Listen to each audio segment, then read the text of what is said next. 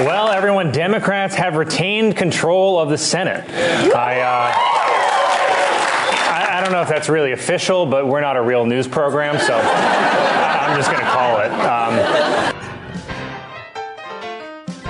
Yeah, that's Colin Jost on Saturday Night Live Saturday night. Of course, when we learned around 8 o'clock is when I heard it from Val, who was looking at Twitter while we were supposed to be watching Handmaid's Tale. And I cheered and I yelped and I checked Twitter myself and saw, yes, indeed, I have seen enough, says Dave Wasserman, at the Cook Political Report, as well as everybody else. But why does that guy have so much power, by the way? I guess he's got a lot of credibility. People don't seem to question it too much, people I respect, but he's got that phrase down. I have seen enough. All right, it's very godlike. I like it.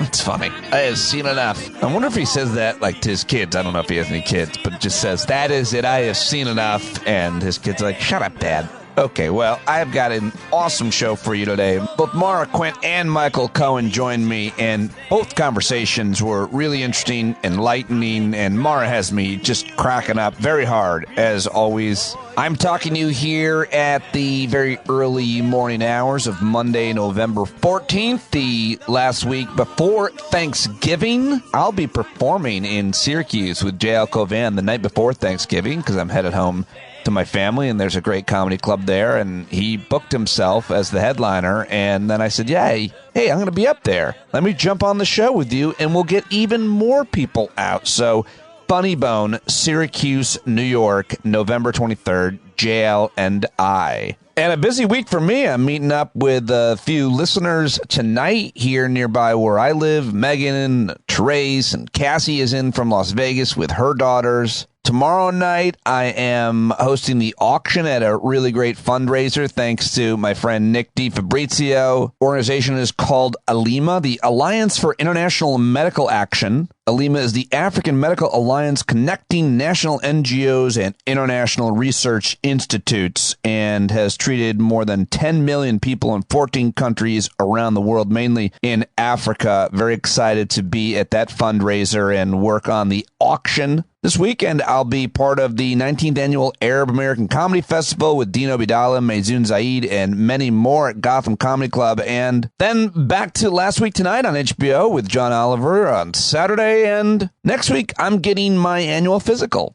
So lots on the old to-do list, folks. How are you doing? Checking in with you. I hope you're getting it done, moving forward, staying in the moment, noticing the brief seconds between stimulus and response in your life. That's been the key defining piece for me.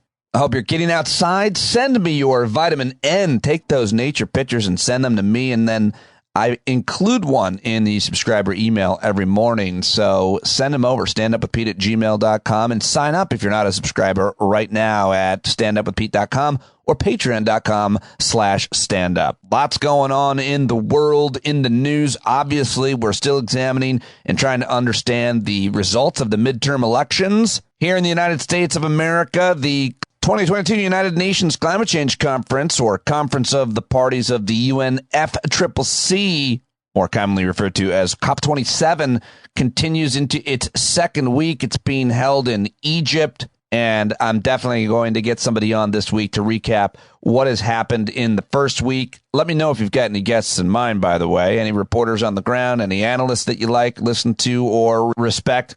President Biden and the Chinese President Xi Jinping are going to meet for the first time in person in Indonesia today. Two have never met in person in their current roles. They meet on the sidelines of the annual gathering of the Group of 20 Leaders, the G20, being held this year in Bali. Oh, tough job if you can get it. On the agenda, trade, Ukraine, and more. So I'm closely following what happens there. $1 billion, surprisingly, just vanished from a crypto exchange called FTX, according to a report from Reuters. You say report from Reuters. Don't make fun of me. But anyway, whoever is invested in crypto should probably not be. I never fell for that proudly. Never really talked that much about it. And I still don't plan to, other than people losing their money in that scam.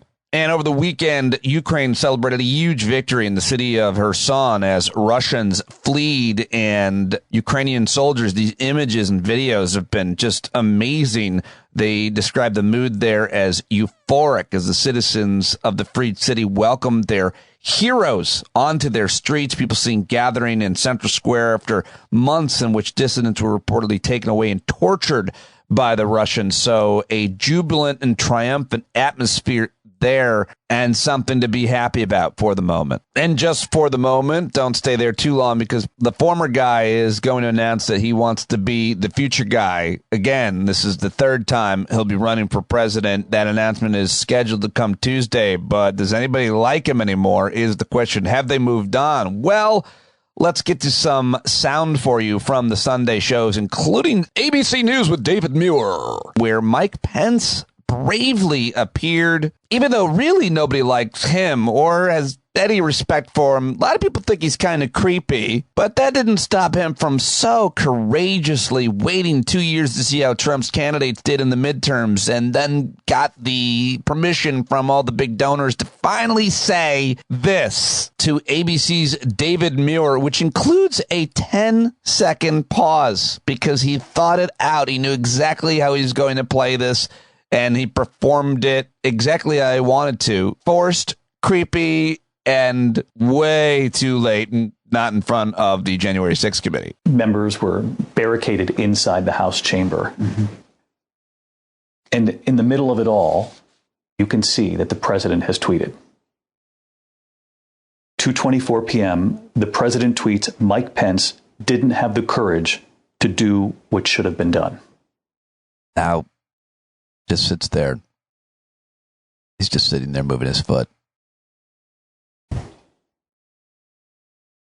It angered me.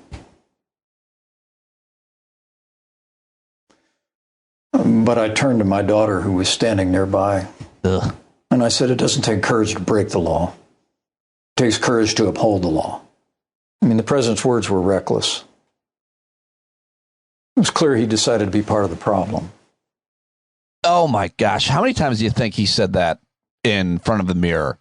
How many times do you think he said that even sitting in a chair similar to the one that he would be sitting in for the interview, which looks like it took place in his house probably, so he set it up perfectly. That got a lot of attention that last night, and I'm sure will today, but the bottom line is Mike Pence should be testifying in front of the January 6th committee, and anything short of that is just more proof that he cares more about his political ambitions than the safety of his family, the integrity of his family. I don't know. Maybe I guess he'd be putting his family in more danger if he spoke out against Trump, because Trump will try to destroy everything that's in his way, including and with no regard to the gentle Pence family. Apparently, during the taping, he asked to stop and requested a warm glass of milk from Mother, which I'm surprised didn't get more widely reported.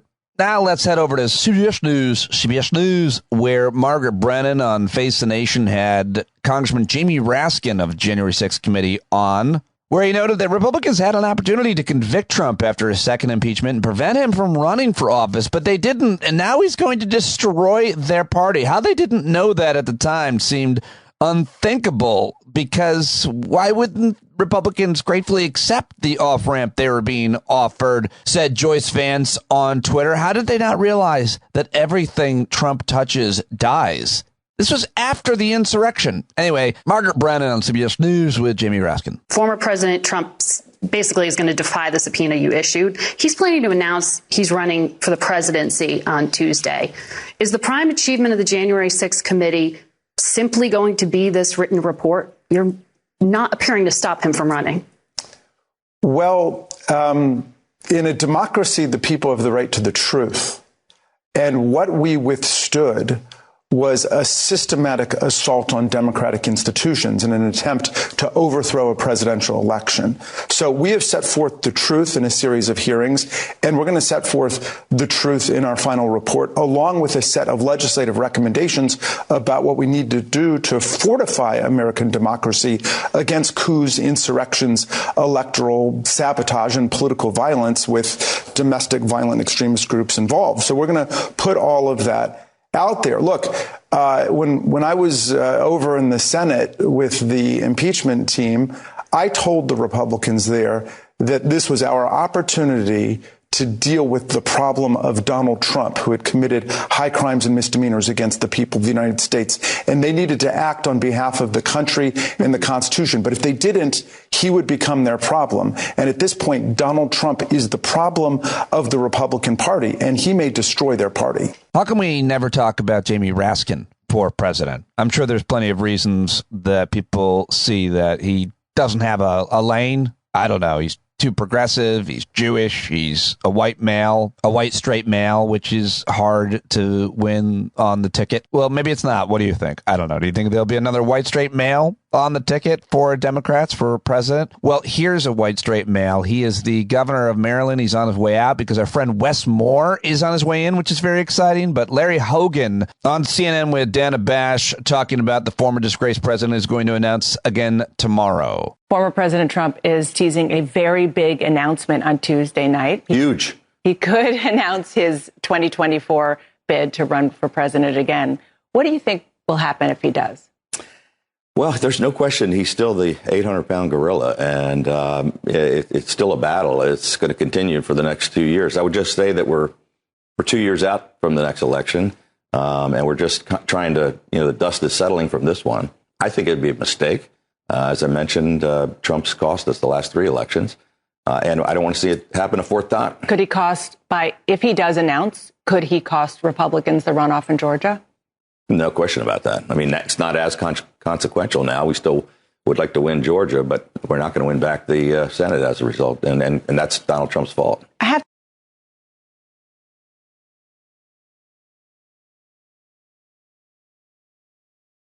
The outgoing Maryland Republican Governor Larry Hogan on CNN with Dana Bash. And now here is Senator Tom Cotton for just a few seconds. He was on CBS Face the Nation. And if you weren't positive that the Republican Party had really followed the rules and turned into fake pro wrestling, here he is, Tom Cotton. The great wrestling champion Ric Flair used to say, to be the man, you got to beat the man. And so far, no one's had the nerve to step forward and challenge Senator McConnell. So I support Senator McConnell. All right, there you go. There's Tom Cotton supporting the Senate Minority Leader for, I don't know.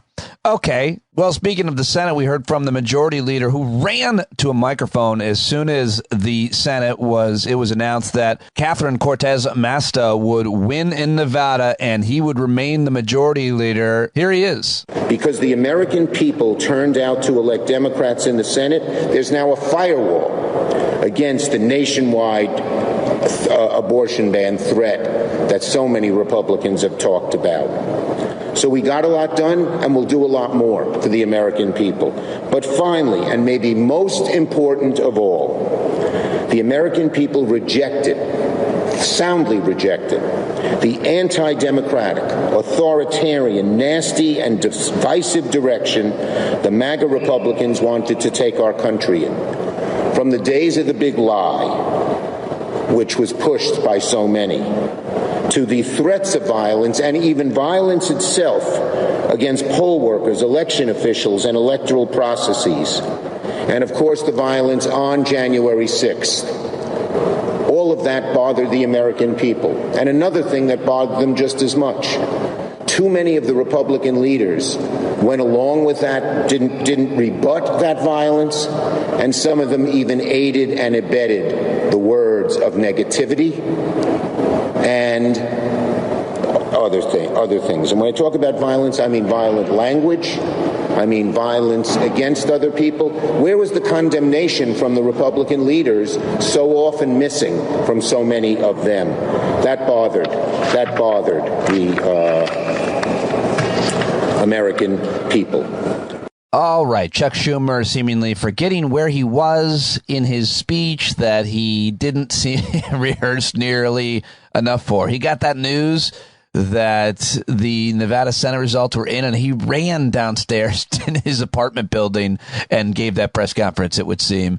And he might need the Mike Pence School of Political Messaging and Rehearsal course because he was a little bit discombobulated there. Nonetheless, there it was from the majority leader. And how significant is the Georgia election? I'll talk about that with my guests coming up. Michael Cohen before that, Maura, Quint, and before that, I got to tell you that when you're hiring for your business, there's usually a choice. Hire fast or hire well. But what if you want to do both? Well, then you need Indeed, folks. Indeed is the hiring platform where you can attract, interview, and hire all in one place. So don't spend hours on multiple job sites looking for candidates with the right skills when you can do it all with Indeed.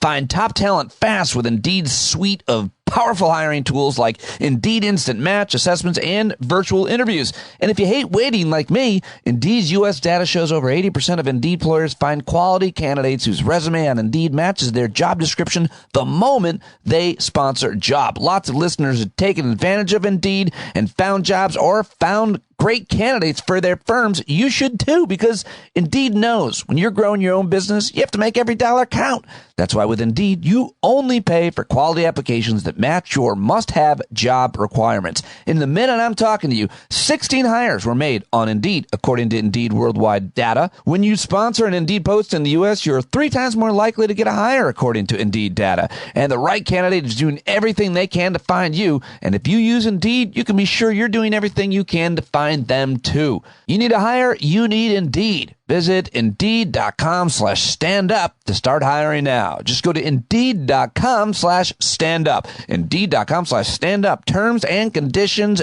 do apply. All right. With that said, coming up, I've got a great conversation with Michael Cohen. We talked late Sunday night, and no one has been more accurate that I talked to, I think, in terms of their predictions and analysis of these midterm elections than Michael Cohen. He's done a pretty good job.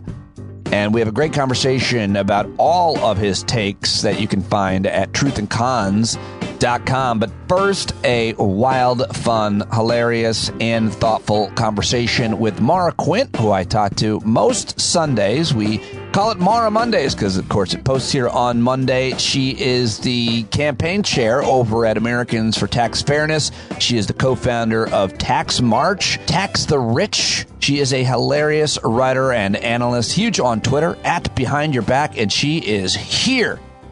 Okay, there she is, Maura Quint. Let's do it. It's time to do it. Thank you for joining me. Thank you for having me on. It's been a while. Yeah, we have not connected, but my fault. But I'm glad I have you now just after the midterms are over, and we're talking on Sunday night, so I guess it's still possible who wins the House, but Democrats have won the Senate. And what did you do on election night? You were up late, yes? I can't ever sleep. So yes, I'm always up late. That's exactly right. And what did I do on election? I thought I was going to do nothing. Like, I went to the polling booth. I worked for the Dem booth outside. I sat there. I fell into a nice, like, concrete pylon and bruised my knee. Yeah, God. But my knee this time. I'm going up the body. I'm like slowly injuring myself upward. I can't wait to hit my head and just no longer feel any of this anymore. But this time it was just the knee. We're getting there. And and that's what I did. And I thought, like, oh, well, fuck it. We're not going to know for a while what's going to happen. And I thought I was going to go to sleep, but I couldn't look away. It was terrible. I could not look away. So I was up real late. How about you? Did you watch the results? I took the day off and went hiking with 2 listener friends out in San Francisco. And it was really a better way to spend the day, I guess. I mean, I felt living your life. What are you talking about? That's terrible. Well, how are you not glued to the electronics of every sort? You could always be doing work, as you did, volunteering at the polls and so on. I mean, so I felt some guilt that I had taken this trip. It just wasn't the best timing, but I had a great time. And then I just basically watched Twitter. I didn't turn on TV, but I watched Twitter on election night, and it seemed to be functioning normally. Twitter did it, at least. Yeah, for the most part. Sure, it was. Other than, talking about how Dems were winning things, that was not normal. That seemed weird. But otherwise, yeah, it was functioning pretty normally. Have you been pretty surprised by the outcome?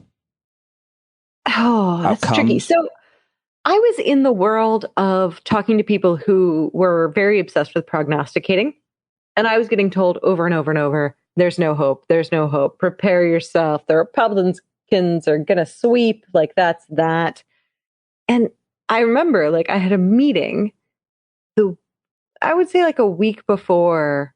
And I asked people, I'm like, so we still going with the no hope thing? Oh yeah, absolutely. Absolutely. Nope. It's just Republicans are going to win. And I walked out from that meeting. I mean, like I said, in the meeting, it was just like, oh, I guess it's just me that I don't know. I still have hope. Like, I don't know. I just still had this like little, like, oh, I can't turn it off, which was weird for me. But I was kind of in like, I don't know that that's true. I don't know if that's true. My conversations with people don't seem to be leaning that way. I don't know what the polls are saying, but I don't trust them. And I still had this like very Pollyanna-esque perception that perhaps it was not going to be fully a red wave. So then when it wasn't, I was actually like, there's a little part of me that was like, why didn't I say this louder so that I could be like, told you in your face. Like, I don't even really get the gloating rights here, but it was very validating in terms of what I had been kind of seeing, expecting, and I had been run into the ground by DC people who were like, give up your hope, you idiot. Like, yeah. I had gotten that for so long that it was kind of like, they don't want to. I love that. I love the positive attitude, Maura, and it worked. See, it was all because you were thinking that way. That's it, because I didn't give up. It was a very like Tinkerbell is dead situation. Yeah, that's right. What about in Pennsylvania? Were you surprised with what happened in your state? This is what I hoped would happen. And I think like if you had given me a choice, like a terrible, terrible choice, and they're like, you've got to bet your house or something else that you care about on this, I would have bet that the Dems were going to sweep. I would have bet that it was going to be Fetterman and Shapiro. But I was still certainly from a very pragmatic perspective, very nervous. So it was very nice to see. I was very, very happy to see that Pennsylvania did not give itself to fascism. I mean, like I texted multiple people and I was like, hey, thanks so much for offering to hide me in your attic. I'm cool. It's all right. We're going to be okay. So that was nice. I got a couple more years. Yeah, it seemed like we walked back from the ledge. Do you have any opinions on why Ohio is Ohio and Pennsylvania and Michigan are what they are? I know it's a weird one. Well, especially when you look at Ohio and I guess J.D. Vance was sort of gonna win of a sort, but you look at Ohio, you've got a Sherrod Brown in there who is very much a progressive, like one of the stronger progressives who I think kind of flies a little bit under the national radar, but is actually a tremendously progressive person. So it's certainly not that you need to like go moderate. It makes me question whether Tim Ryan was running the right campaign. I've never been a huge fan of Tim Ryan. Right. The last ad that he ran before the election was him just shooting guns. Like that was the last ad he put up, was just like, I'm a fuck, and all of his ads, because this was my whole job, was analyzing ads for a little while. All of his ads were like, they were not progressive. They weren't even Dem. They were very like, you can't define me. I'm an every guy. Nobody tells me what to do. I'm an independent. No one's in charge of me. And the only thing he really was putting up repeatedly was like bad trade deals with China. Yeah. He was really emphasizing that, but he was not emphasizing like being for a lot of things outside of just sort of Ohio in general. I love Ohio and I'm a good guy. And so it did sort of make me feel like maybe you should feel free to sort of lean in on progressive policy and say the things that you are for, the things that you really want. And I don't feel like Tim Ryan was doing that. But it was really, the J.D. Vance win was my biggest frustration and depression of the night. Yeah, that was a really tough one. Your tweets on J.D. Vance, if you don't mind, back in July 2021, you wrote, J.D. Vance is such a fantastic failure of a person, just a cringe-worthy marketing plan that no one put much effort into, breathed into life by a burnt-out committee the day before a long weekend, which is a hilarious analysis of who J.D. Vance is and how he came to be. But then after election, or just before, you wrote around that tweet, that a billionaire then bought and put into office as his own personal mashed potato sculpted puppet about J.D. Vance winning, because Peter Thiel bankrolled him. Yes. Is that right? That's right. He did. Peter Thiel was all in for J.D. Vance. He gave a tremendous amount of money to the campaign. He absolutely put J.D. Vance in every place. And I mean, J.D. Vance is absolutely someone who is no one. which, to be fair, Tim Ryan was trying to run against and match, right? Like they were both trying to be like, I give nothing. Like, which nothing do you want? Which is not a winning message. It doesn't capture people when you are trying to say, I'm more nothing than that guy. Like that doesn't really tend to make people really excited. You need to actually be for things. You need to actually really embody and stand for things rather than just try to like stake out this middle road and constantly be configuring yourself as like, I'm not whatever they say I am. I'm nothing. Like that's just doesn't seem to work. I've heard a lot of analysis, and this has been true for years, but it seems to be a lot more evidence that if Democrats run as progressives, if you will, I guess described by people who try to use government to do good things for people with healthcare, education, employment, and other things as well. If you see the results of Democrats or anybody, but in this case, Democrats doing good things, and there seemed to be a lot of that, and there seems to be more coming with the results of the, whatever they called it, the Inflation Reduction Act, which still hasn't completely played out. It seems like doubling down on government solutions that actually benefit most people's lives is a good idea in most states and districts. Sorry to be so obvious, but it seems to be working, and there seems to be more evidence in this midterm than others, perhaps. What do you think? Well, we did a tremendous amount of analyzation of ads in general. I spent multiple weeks, months, I don't know however long, but watching ads and watching what people were saying. And what we're seeing play out in general is that, like, it does matter that people stand for things. It absolutely does.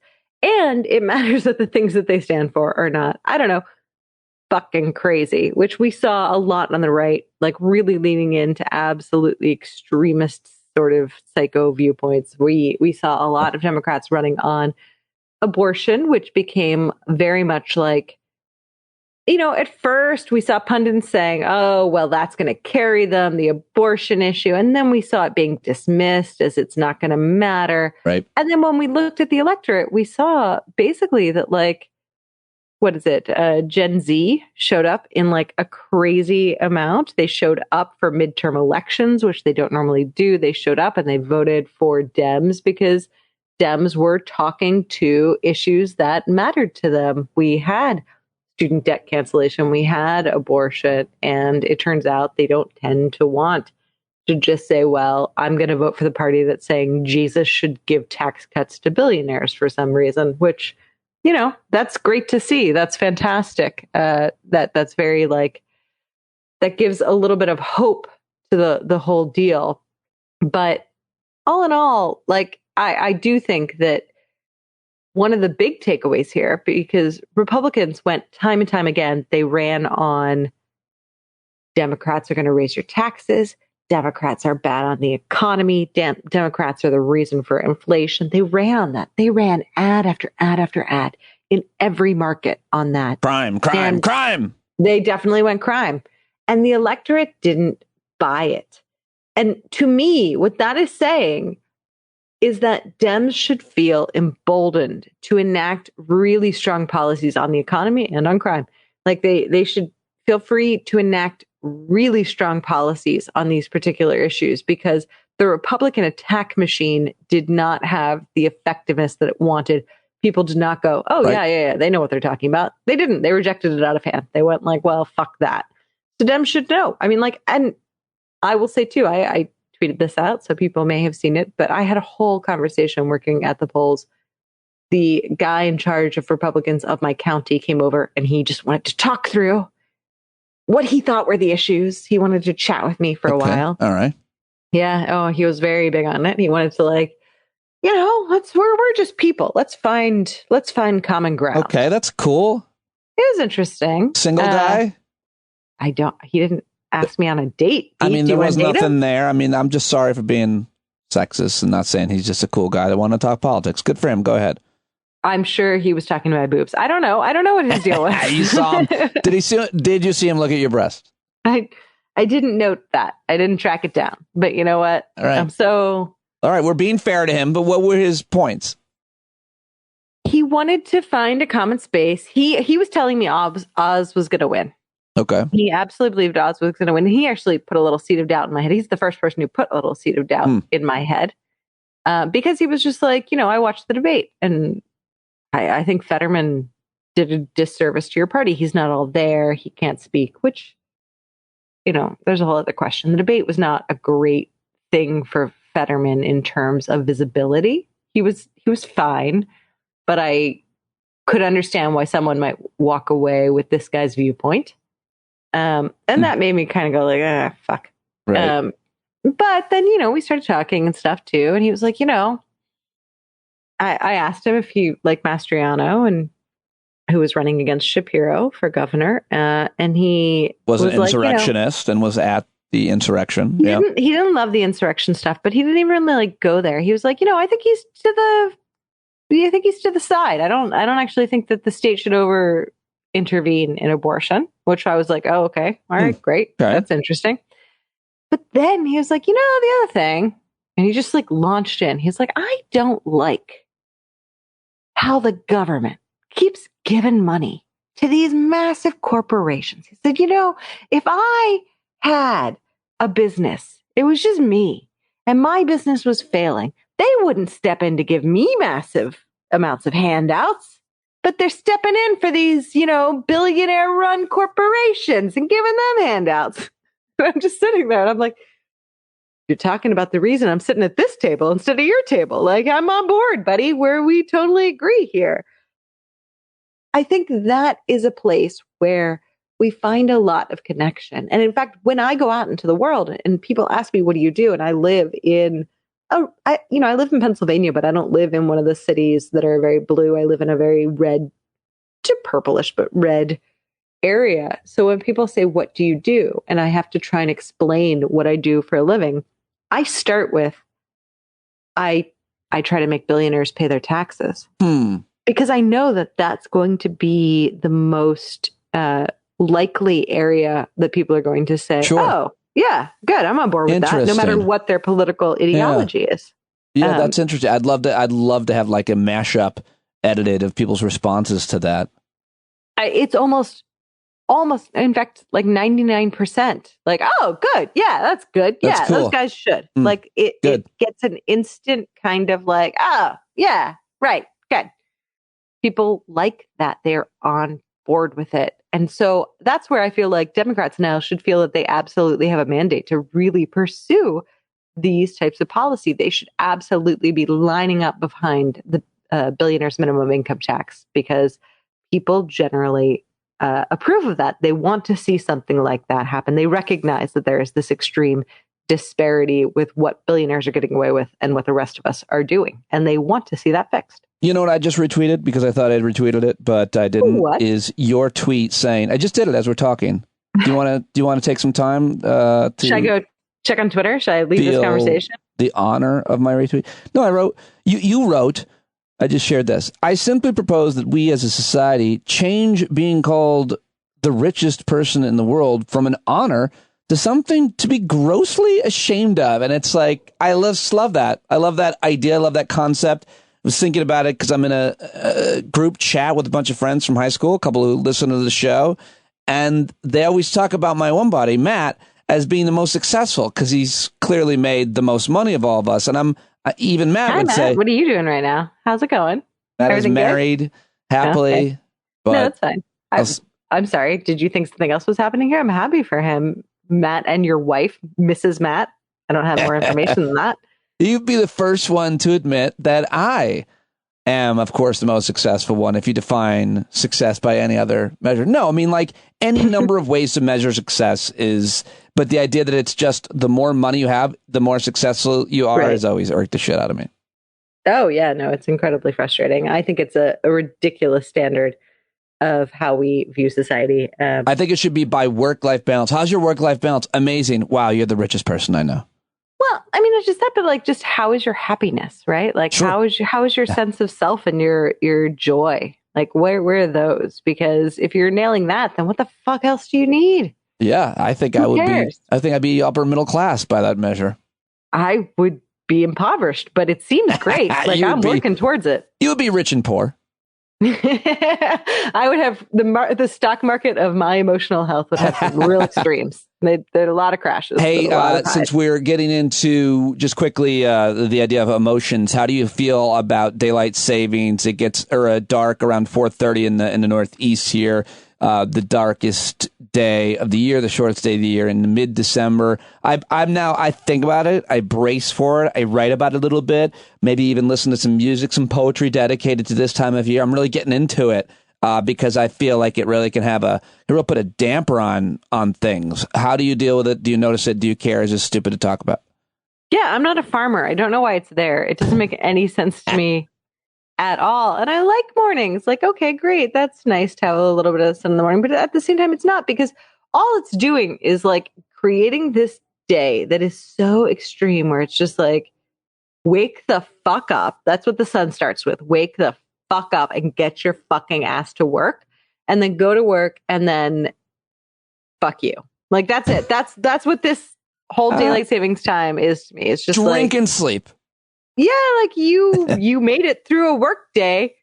Fuck you. It's dark now. There's nothing left to do outside. There's nothing for you. Nothing. We're dimming the whole fucking world. Did you want more? Too bad. Go Your back chances for assault and accident have just gone up like 30% by 5. Exactly. Drink yourself to sleep now, you stupid fucking worker asshole. And then we'll wake you up again when it's time to start working again. That's how I feel about the world. And it's upsetting. I hate it. Not as thoughtful as my stance on it.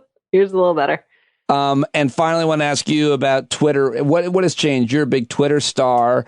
What have you seen change, bad or maybe not? I feel like some things are kind of being overplayed, and then you look at how many people they've fired and changes they've made, how quickly they've failed at things, and then I'm like, how could it not be getting worse? What are you noticing? And you have started like a mailing list, so if it goes down, all of your big fans will know where to find you. I suggest people sign up for that. But what are you noticing?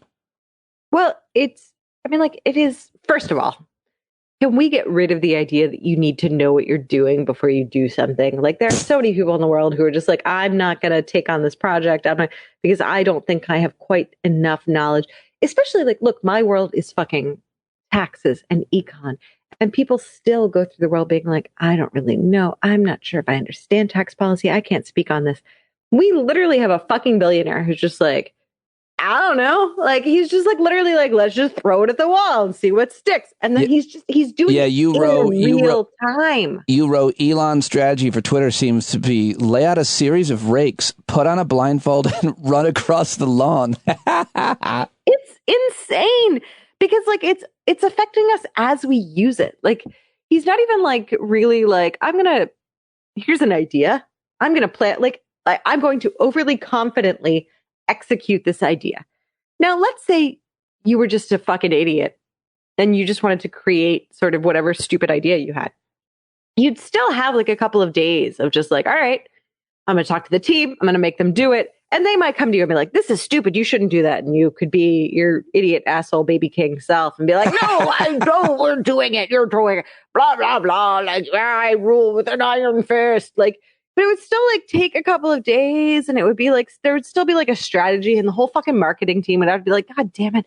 And someone would have to fucking write a press release, and they'd be like, this is stupid. And be like, oh, I don't care. But it would still like be that sort of like series of things. And that's not even what we're saying. What we're saying is Elon's going like, Rah! And then everyone does it like instantly, and your fucking Twitter feed changes in real time. And you watch it happen, and then you watch everyone go, how can I exploit this? Because no one's thought it through. No one's been told. The fucking, the marketing, no one has been told. So everyone just rushes to be like, how can I make this terrible for the idiot king? And then they do, which is fantastic, which is like renewing my faith in humanity, because so many people are like, oh yeah, no, I can use this. I can use this. Thank you. Thank you. Yeah. I'm going to use this as a fucking goddamn bomb. Here you go, Elon. Is this what you wanted?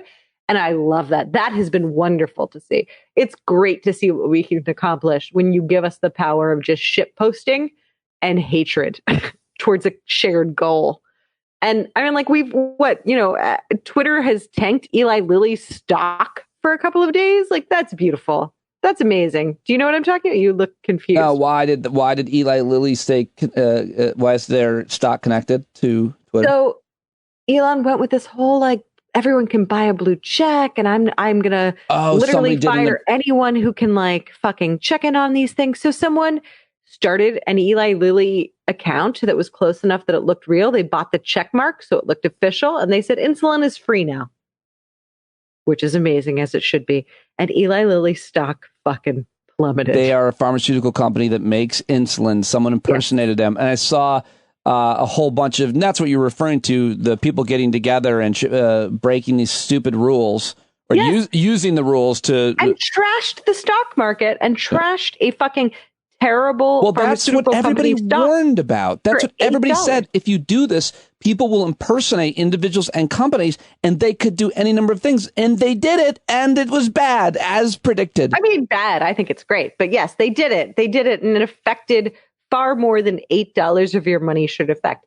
And it's one of those things where it's like, for some reason, because Elon lives in this world where he only has people around him who say yes. He has no concept of value, worth, or why people use Twitter, which, look, Twitter is not about driving clicks. It's not about Twitter is this weird world that popped up where you have people of a lot of expertise willing to engage and willing to talk. And that's what makes it valuable, because it's the one place where like you can float something and suddenly, let's say you're talking about asteroids. You have, astrophysicists discussing this, and you can watch and you can participate and you can witness these conversations. You can have access to these types of conversations that you would never otherwise have.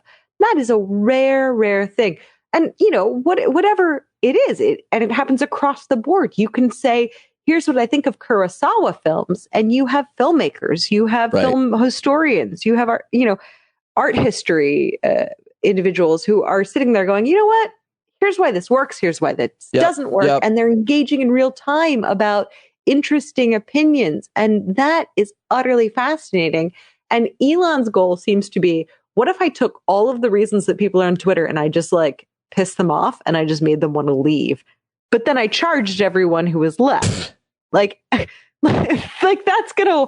That was his big, brilliant idea, and it is fun to watch it blow up in his fucking face in real time. But sad to watch the good things that we have grown to love. It's sad to think that we're going to potentially lose this site that was so foundational in so many different ways. We might not, though. We might not. We might just bully him out of this world entirely, which would be fantastic. Like bully him into taking a huge fucking personal hit and loss and selling it.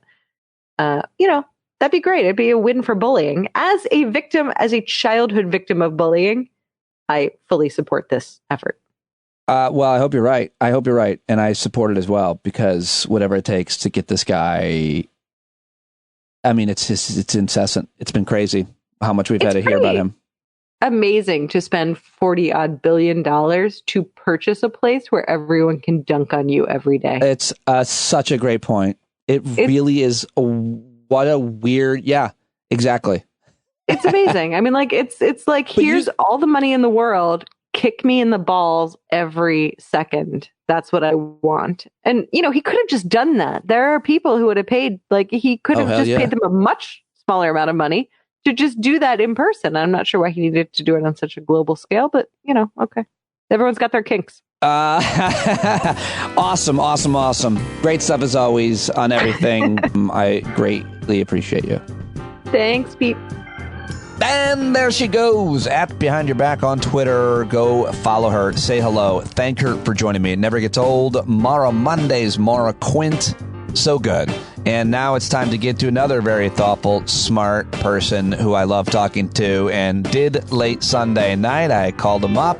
It's the great Michael Cohen, former Boston Globe columnist, worked at the State Department at one point as a speechwriter. He's huge on Twitter at SpeechBoy71, and now he's running his own outfit like I am. It's truthandcons.substack.com. Definitely go subscribe to Michael Cohen's stuff. Always love talking to him. He has a whole bunch of different takes on the outcome of the midterm elections, and I got that thoughtful analysis from him for you right now. All right, there he is, Mr. Accurate Analyst, Mr. Pundit himself. I invite you here to take your victory lap, sir. The credibility for Michael Cohen and his Substack goes through the roof. If you haven't subscribed, then you're missing out on great analysis. What do you attribute it to? I don't know. Just got lucky. Come on, Actually, no. In all seriousness, I think, I one thing I said about this election from a while is, I didn't make a prediction about the number of seats the Democrats would get, and I will say that like a couple days before Election Day, I did kind of waver a little bit because the polling did seem to suggest that Republicans were picking up were improving. This was a really hard election to predict. There were a lot of data points that really pointed in, I think, different directions, and because of that, I think what was needed was sort of humility about what we knew, what we didn't know, and I think a lot of respects people got a little ahead of themselves with sort of predicting one or the other. I mean, what I did, I wrote a piece in August basically, look at all of the data points. They all kind of suggest that Democrats are going to do pretty well in this election, right? The special election results where they overperformed. Apparently the effect of the abortion decision on energizing Democratic voters, the really lousy candidates that Republicans had running in a lot of key races, which really played out the way I thought it would, which is that those candidates were hurt by being bad candidates. And so I think, all of those factors led me to think this is going to be a pretty close race. And even when you began to see the talk about a red wave and you saw some of the poll numbers begin to shift to Republicans, I still wasn't convinced that this was going to go against Democrats because, they were just these other data points suggested that this was a close race. I think that's the way it played out. Now, I will say that on the Senate, it played exactly how I thought it was going to play out. I expect it to be 50-49. I expect that Warnock will win the runoff in Georgia. This is exactly the way I thought it was going to play. The House, I'm surprised by the House. I thought the Republicans pick up about 15 seats. They might still pick up 15 seats, but this was not, it was closer than I thought it was going to be. What about how important is this runoff election now? It's less important, but still really important. What do you want to say about the next 28 days or so? It's all right. Let's put it this way. I think a lot of Republicans probably held their nose and voted for Walker because they didn't want to, because, Senate control was in play. It's no longer in play. So I'm just sort of skeptical that you're going to see a lot of Republican voters who come out in droves to vote for Walker. I think I would be very surprised if Warnock loses, to be honest. I think it lines up pretty well. I mean, it's meaningless for Republicans if Walker wins as far as control of the Senate. And I mean, they can gum the works up a lot more easily if it's 50-50, but ultimately they can't control the Senate, and Democrats have a lot to gain by having an extra seat. And again, like I said, I think Walker had an advantage in this race. Two things had an advantage. One, he was running with a popular Republican governor, Brian Kemp, who was reelected. And I think also, Senate control appeared to be in the balance if he won. No longer the case. So I expect Warnock's going to win. What do Democrats have to gain if they don't have the House and they do have the Senate, other than judges? What else can they do? And judges is a pretty big deal, I guess. Judges are a pretty big deal. So too are executive branch appointments. But look, the thing is that let's say that Republicans do take the House, and I think at this point they probably will. They're going to have a very narrow margin, maybe 4 seats at the most. That's not a governing coalition for Republicans. They can't govern with that number of seats because they've got a lot of trolls in their conference. They've got, Marty Taylor Greene, Lauren Boebert, who may win re-election, Matt Gaetz, Tom Massey from Kentucky, Chip Roy, a lot of people who don't like McCarthy all that much, who are not interested in passing legislation. And look, that doesn't mean, most things will just go nowhere in the House, or if they get passed, they'll die in the Senate. But there are certain things that have to pass. We have to pass a budget. We have to pass appropriation bills, defense appropriation bills, debt limit. Republicans can play hardball at those things, but that's difficult to do because these are must-pass pieces of legislation. And Democrats, certainly can play hardball on their own too. They can certainly say to Republicans, "We're not going to give you the votes to pass these bills unless you give us some concessions." So, I just think it's an impossible situation. Kevin McCarthy has proven that he's not a very good politician. He's not very bright. He's not the kind of person who can manage coalition like this. I just think it's going to be a disaster situation. And look, congressmen die all the time. They retire. if that happens, then the balance could shift. But it's going to be a very strange 2 years. I will say this: it's my favorite data point from this election. Democrats will probably end up with +1 in the Senate. Republicans may end up with like +2 or 3 in the House. I don't remember last time the margin was that narrow. And governorships would probably end up 25-25. So I don't know how else I can explain, except for those numbers, how evenly divided we are as a country. We really are divided. Well, are we that divided? Because when you look at yes, we are. The districts being gerrymandered and you look at the policy issues, it would seem that it's a pretty center-left country. You could certainly make that argument. And I think, look, if gerrymandering had turned out differently, if Democrats had gotten their map through in New York, if there hadn't been the Supreme Court hadn't allowed Florida's map and Alabama's map and other maps that basically eviscerated the Voting Rights Act, Nancy Pelosi would be speaker. There's no question about that. But the Senate is 50-50, probably 51-49. There are 3 Democrats representing states won by Donald Trump in 2020. There are now 2 Republicans representing states won by Joe Biden.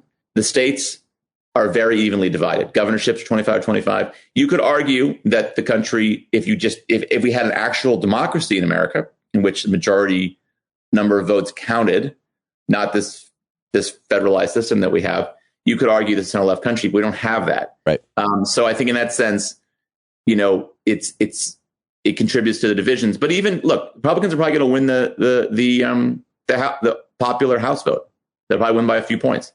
It just turned out that their votes were allocated poorly. That's usually Democrats have that problem, but Republicans have that problem this time. So, a lot of places where swing districts, competitive districts, Democrats did better.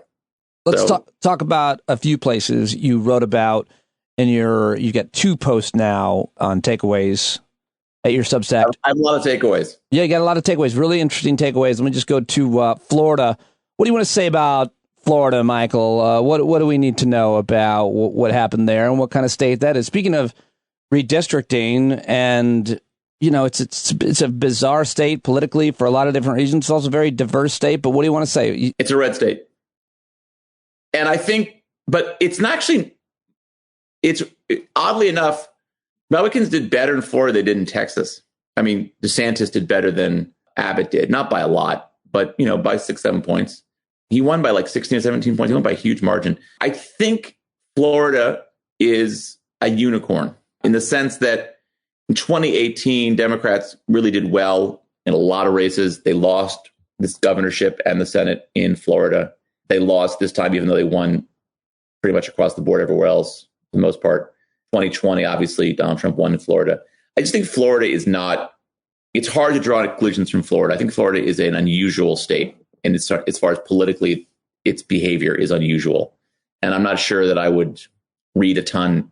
I don't know that you can sort of draw a lot of lessons from Florida. I will say this about Florida. I think it's an interesting point. Ron DeSantis is being talked about as the next Republican policy presidential nominee. He ran on this very hard right platform, anti-wokeism. But like if you listen to his acceptance speech on Tuesday, he said, Florida's where woke goes to die. He ran against trans kids. He ran against critical race theory. He ran basically demonizing Democrats. And look, that is obviously effective in Florida. But I think one of the lessons of his election was that particular strategy didn't work elsewhere. It didn't work in Nevada. It didn't work in Arizona. It didn't work in Pennsylvania. It didn't work in Michigan. I just think that DeSantis did very well. DeSantisism did not. And makes me even more skeptical than I already am about DeSantis's political prospects. Well, let's talk about the guy who turned on him just days before Trump. And now it would seem, and I've always thought this is the canary in the coal mine and the thing that matters the most, that a lot of right-wing media turning on Trump. But in your post, you talk about the Trump problem. And, you make the case that they lost the last 3 elections, the midterm elections when he was president, the 2020 presidential elections. And now, again, as a result, a lot because of Trump, I think is what you say. So what is that the Trump problem? Well, the Trump problem is actually that he both giveth and he both taketh. He giveth and he taketh. He gives in the sense that he helps red state Republicans win elections. There's no question in 2020, in 2018 too. he dragged a lot of Republicans across the finish line. 2018, every red state senator, not every red state, I shouldn't say that, because I think Manchin and Brown won that year, but in a lot of 3 incumbents, Democratic incumbents were knocked off in red states. That was partly helped by Trump. In 2020, there was very little ticket splitting between Senate candidates and Trump, which probably helped Republican candidates in Iowa, North Carolina, and elsewhere. So he helped them a lot. This cycle, he didn't help them at all. His endorsements were disastrous.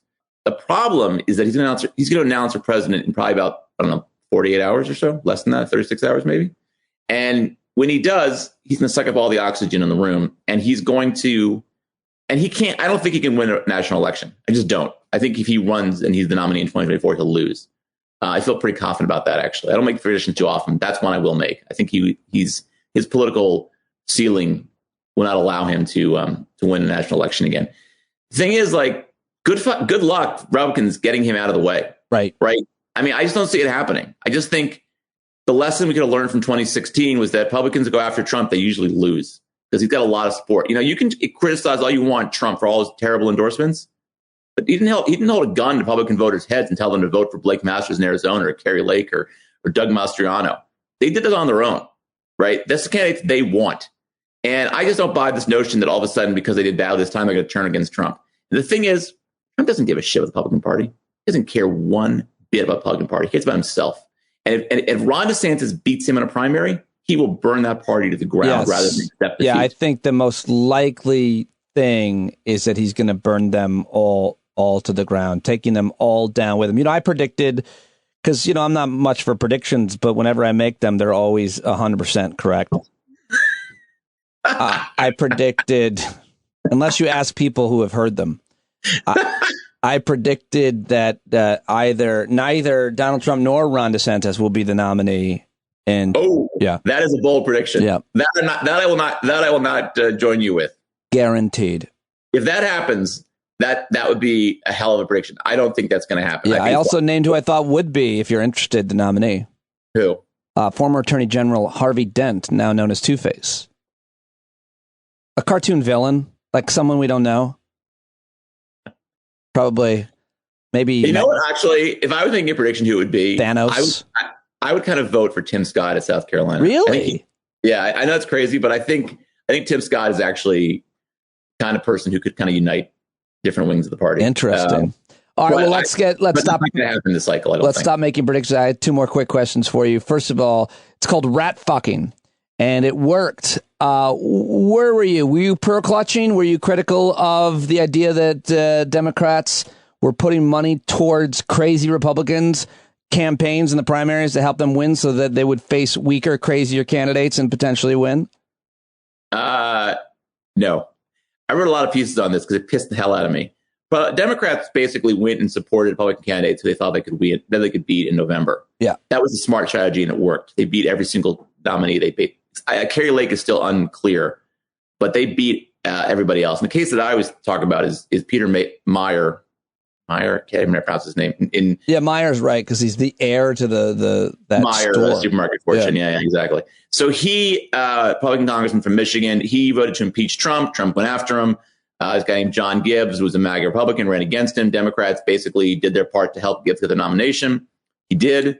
A lot of pearl-clutching reporters were like, how dare Democrats do this? Guess what happened on Election Day? John Gibbs got beaten by, like, it was 11 points or 9 points. Lost to Hillary Schulten in Michigan. That race would have been a lot closer had Meyer been the nominee. Mastriano in Pennsylvania was destroyed. And, that certainly helped John Fetterman. It helped all 3 Pennsylvania House Democrats who won their toss-up races. It helped down ballot, where Democrats picked up one of the state legislatures, houses of the state legislature. I mean, there's just not any question about this. It was the right approach. And let's remind people something. Okay, politics is not beanbag. Politics is about achieving political power. Winning elections is all that matters, especially in an environment like the one we live in now that is so polarized, in which Republicans are so, let's say, not tethered to basic democratic norms. So Democrats should do, and Republicans should also, everything they can to win elections, because we are in a very narrowly divided country.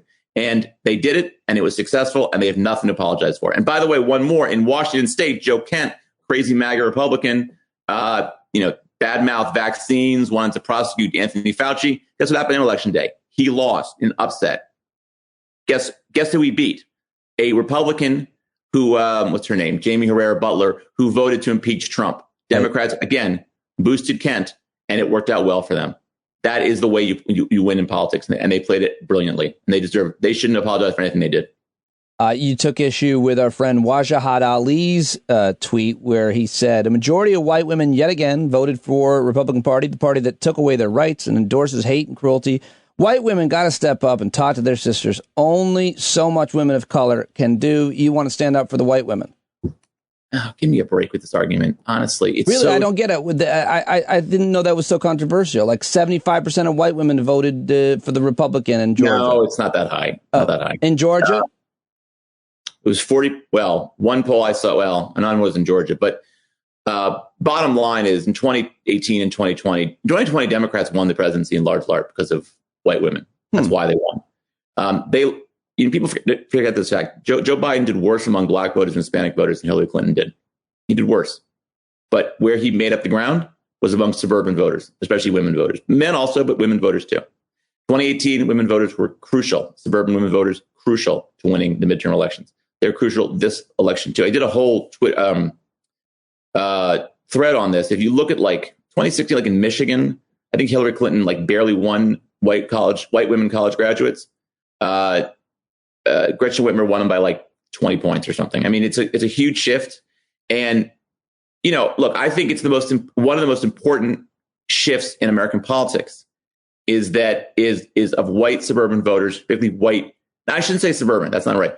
White college graduates shifting from the Republican Party to the Democratic Party, especially women. There are huge gaps between white women college graduates and white men college graduates.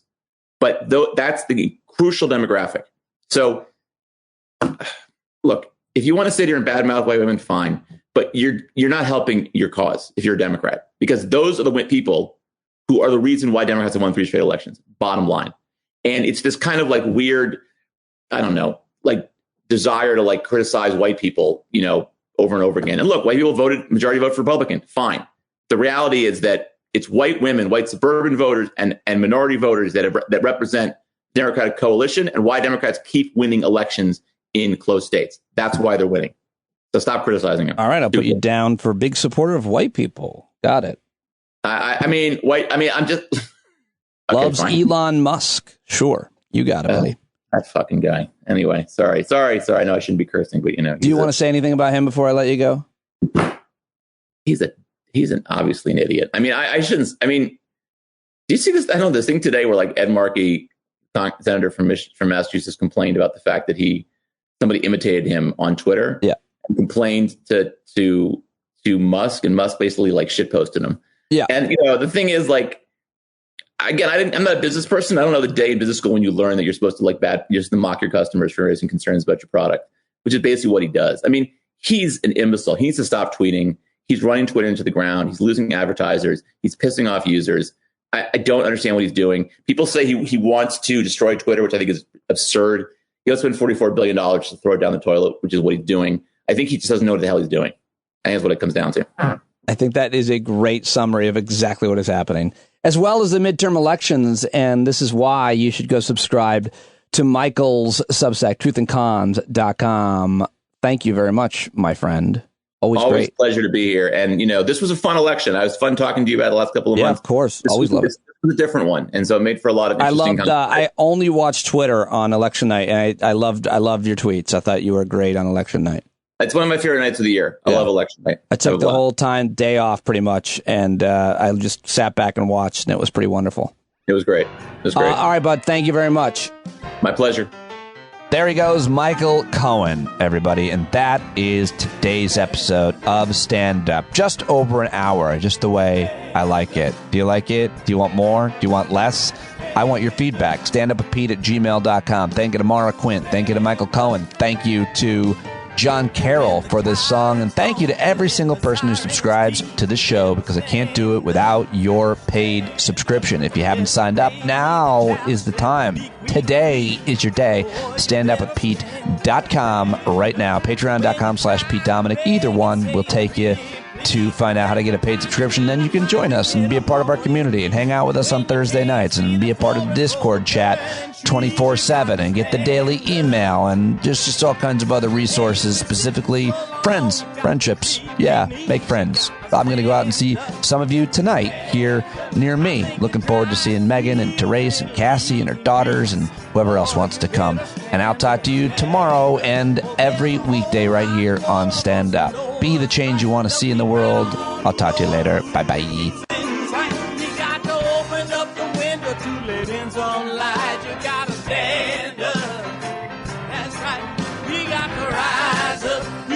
Stand up, you gotta stare the devil straight in the eye. We got to let him know it's his turn to go. See it clear when all you hear is a lie. Don't get up off of your butt, down off of your fence. Even if it ain't a very friendly audience, well, they'll begin to listen when you start making sense. And you stand up, stand up. No need to point your rifle to defend your town. Just stand up, stand up. You know they can't deny you what you're laying down. Boy, you better stand up, stand up. Show your face of every color, yellow, black, red, and brown. She's the place where every lost child will finally be found. There's only one thing to do before we stand our ground, and that's stand up, stand up. Well, the founding fathers saw a land for all. They had to stand up, they had to stand up. They had a keen imagination for a crystal ball, drawing all the plans of stand up. But all they had to go on was the time they were in, with other causes for laws, and since they weren't even sin, they knew that change was gonna come before the change could begin. They had to stand up. All right, they had to stand up. We got to stand up. We got to look the devil square in the eye. We got to let him know it's his time to go, and make it clear when all we hear is a lie. Why you lying awake wondering where the money all went? It'll be the cost of freedom that'll go unspent. You can see him flee the scene of that experiment if you stand up. All right, we got to speak up, we got to reach up and raise your voice in every way you know how. Don't be toes up, you got to show up. Ain't no better time to do it than now. No need to pledge allegiance to no wanton tribe. Rise up, show obedience to the voice inside, and listen well and it'll tell you not to run and hide. It says stand up.